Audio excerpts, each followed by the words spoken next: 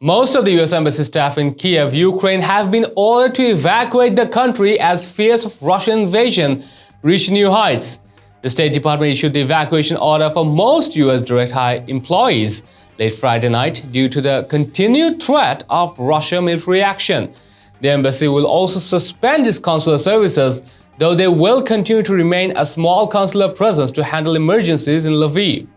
A senior State Department official told reporters that it appears increasingly likely that the situation becomes an active conflict, and that's why they're reducing the staff to a bare minimum while they still have the ability to get the officials out safely.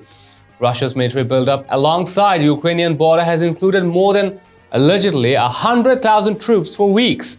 Pentagon spokesperson John Kirby declined to get more specific about heightened invasion concerns, though Biden administration officials have reportedly said they're unsure if Russian President Vladimir Putin has decided to send his troops across the border. The decision to pull most of the embassy staff out of Ukraine comes as a number of US officials have strengthened their warnings. A day earlier, National Security Advisor Jake Sullivan told reporters at White House that Americans in Ukraine should live within 24 to 48 hours because there is absolutely no guarantee that commercial travel would remain operable during a war, while the senior State Department official said it was past time for Americans to leave Ukraine. He also painted a dark picture of what an invasion would look like, including aerial bombings and missile attacks that could obviously kill civilians without regard to their nationality, which would lead to a subsequent ground invasion that would involve the onslaught of a massive force.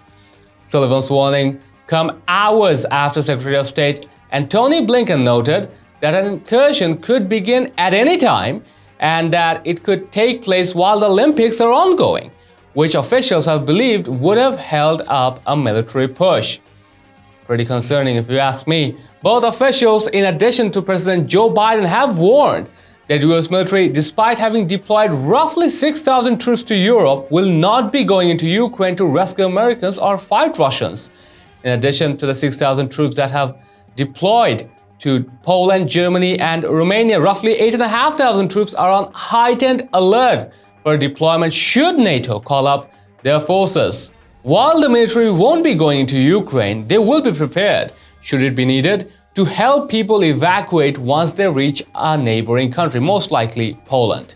The statement from the State Department read, US citizens in Ukraine should be aware that the US government will not be able to evacuate US citizens in the event of Russian military action anywhere in Ukraine. Military action may commence at any time and without warning, and would also severely impact the US Embassy's ability to provide consular services, including assistance to US citizens in departing Ukraine. The United Kingdom already has encouraged British citizens to evacuate Ukraine, warning that a Russian invasion is possible. The statement also includes a link for Americans in Ukraine who plan on staying so that two parties can communicate more easily. In what appears to be an approaching war, Blinken and Russian Foreign Minister Sergei Lavrov spoke on Saturday, as the former made clear that a diplomatic path to resolving the crisis remains open, but it would require Moscow to de-escalate and engage in good faith discussions, according to State Department spokesperson Ned Price. The administration has warned for weeks that Russia could launch a false flag operation to create a reason to justify an invasion. And the funny thing is, Russia has warned the same.